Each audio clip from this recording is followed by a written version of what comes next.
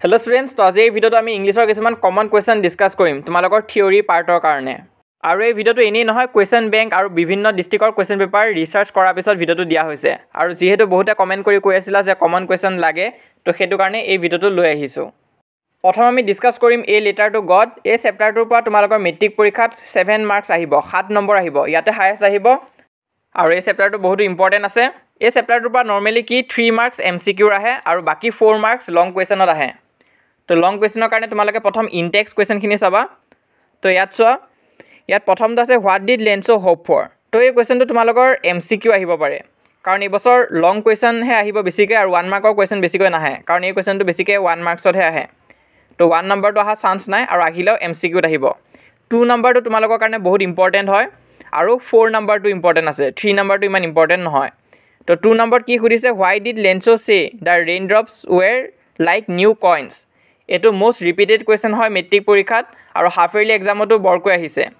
লগতে যদি তোমালোকে কুৱেশ্যন বেংকতো চোৱা, এই কুৱেশ্যনটো পাবাই। তো ইয়াত লং কুৱেশ্যনত চোৱা 2-3 মাৰ্কছৰ কুৱেশ্যন। তো ইয়াতে প্ৰথম কুৱেশ্যনটোৱে হৈছে they are an rain drops falling from the sky, they are new coins, why did Lencho say that. তো সেইটো আহিছে। লগতে এই কুৱেশ্যনটো চোৱা 5 নম্বৰটো, Lencho soul was filled with sadness, why. তো এই কুৱেশ্যনটো বৰকৈ আহে। তো সেই তাকে মই ইয়াত মাৰ্ক কৰি দিছোঁ 4 নম্বৰ কুৱেশ্যন। 4 নম্বৰত কি সুধিছে, what were Lencho's feeling when the hail stop. তো এই কুৱেশ্যনটো আৰু এইমাত্ৰ দেখাই দিয়া যোনটো কুৱেশ্যন আছিল, হোৱাই লেঞ্চোজ চ'ল ৱাজ ফিল্ড উইথ ছেডনেছ, একেই হয়, এনচাৰটো একেই হ'ব। তো সেইটো কাৰণে ইয়াতো মই মাৰ্ক কৰি দিছোঁ। এই দুটা পঢ়িলেই হ'ল তোমালোকে প্ৰথম ইনটেক্স কুৱেশ্যনখিনিৰ পৰা। তাৰপিছত আমি যদি নেক্সট পেজত যাওঁ, তো এইখিনিও ইমান ইম্পৰ্টেণ্ট নহয়, আৰু আহিলেও MCQ টাইপতহে দিব। তো লং কুৱেশ্যনত এইখিনি অহা চান্স খুবেই কম এই বছৰৰ কাৰণে। আৰু এইবছৰ কনচেপচুৱেল কুৱেশ্যনত বেছি গুৰুত্ব দিয়া হৈ আছে, কেনেকুৱা আহিব সেইটো আমি পিছত ডিছকাছ কৰিম, কিন্তু এই 3টা কুৱেশ্যন ইমান ইম্পৰ্টেণ্ট নহয়। তাৰপিছত নেক্সট যদি চোৱা, was Lencho surprise to find letter from god. তো এই 1 নম্বৰ কুৱেশ্যনটো তোমালোকে চাই থ'ব পৰা, ইমান এটা ইম্পৰ্টেণ্ট বুলি নকওঁ, কিন্তু ইয়াৰ ৰিলেটেড কিবা কুৱেশ্যন তোমালোকক আহি যাব পাৰে। নেক্সট লাষ্ট এতিয়া আমি যোনটো কুৱেশ্যন ডিছকাছ কৰিম, সেইটো হৈছে এই বছৰৰ কাৰণে মষ্ট ইম্পৰ্টেণ্ট কুৱেশ্যন এই লেটাৰ টু গডৰ পৰা, আৰু এইটো আহিবই বুলি ক'ব পাৰি।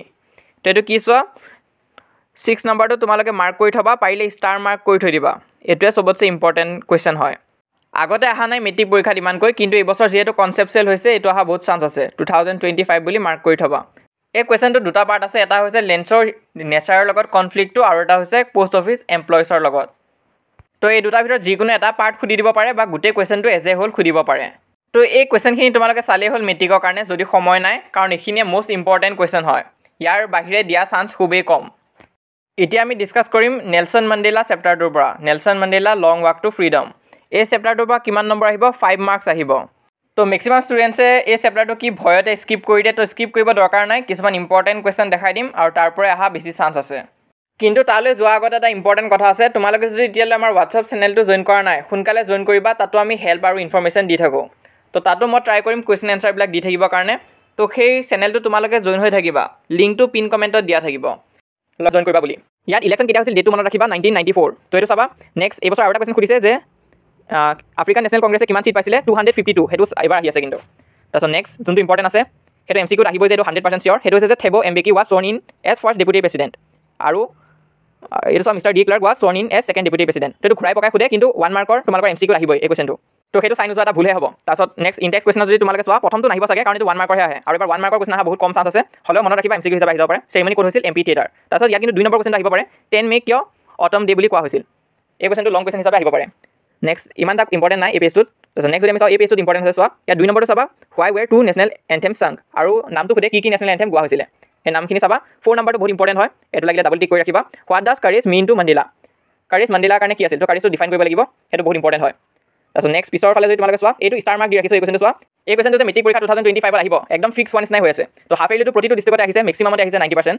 টুইন অব্লিগেশ্যনৰ বিষয়ে সোধে, তো সেইটো মাৰ্ক কৰি ৰাখিবা। লগতে 3 নম্বৰ কুৱেশ্যনটো ইম্পৰ্টেণ্ট আছে, does Mandela think oppressor is free, বা অপ্ৰেছাৰৰ ওপৰত কিবা সুধিব পাৰে, why both are not free.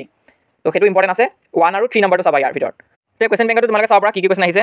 এইটো চোৱা 4 নম্বৰটো অপ্ৰেছাৰৰ বিষয়ে সোধে। তাৰপিছত তোমালোকে 1 নম্বৰটো চোৱা, what did courage mean to Mandela, তো এইটো মই কৈছোঁ ইম্পৰ্টেণ্ট বুলি, তো এইটো আহি থাকে। লগতে টুইন অব্লিগেশ্যনৰ বিষয়ে আহে। তো নেলছন মেণ্ডেলাৰ পৰা এই কুৱেশ্যনখিনি তোমালোকে ভালকৈ চাই যোৱা, 5 মাৰ্কছ একদম কনফাৰ্ম হৈ থকা নিচিনা হ'ব। তো আজি এই ভিডিঅ'ত আমি দুটা চেপ্টাৰ ডিছকাছ কৰিলোঁ টোটেল 12 মাৰ্কছ মান আহে এই দুটা চেপ্টাৰৰ পৰা বাকী চেপ্টাৰখিনি আমি আমাৰ নেক্সট পাৰ্টত ডিছকাছ কৰিম তো কমেণ্ট কৰি জনাবা যদি নেক্সট পাৰ্টটো লাগে এই ভিডিঅ'ত ভাল ৰেছপন্স দেখাবা যিমান পাৰিছে লগৰবোৰৰ মাজত শ্বেয়াৰ কৰিবা যাতে নেক্সট পাৰ্টটো আমি সোনকালে আনিব পাৰোঁ তোমালোকে যদি আমাৰ WhatsApp চেনেলটো জইন কৰা নাই সোনকালে জইন কৰিবা তাতো ইনফৰমেশ্যনবিলাক পাই থাকিবা তাতো আমি যিমান পাৰোঁ তোমালোকক সহায় কৰি যাম মেট্ৰিক পৰীক্ষাৰ কাৰণে মষ্ট ইম্পৰ্টেণ্ট আমাৰ এই চেনেলটো ছাবস্ক্ৰাইব কৰি ৰাখিবা আমি যিমান পাৰোঁ এনেদৰে তোমালোকক মেট্ৰিক পৰীক্ষাৰ কাৰণে সহায় কৰি যাম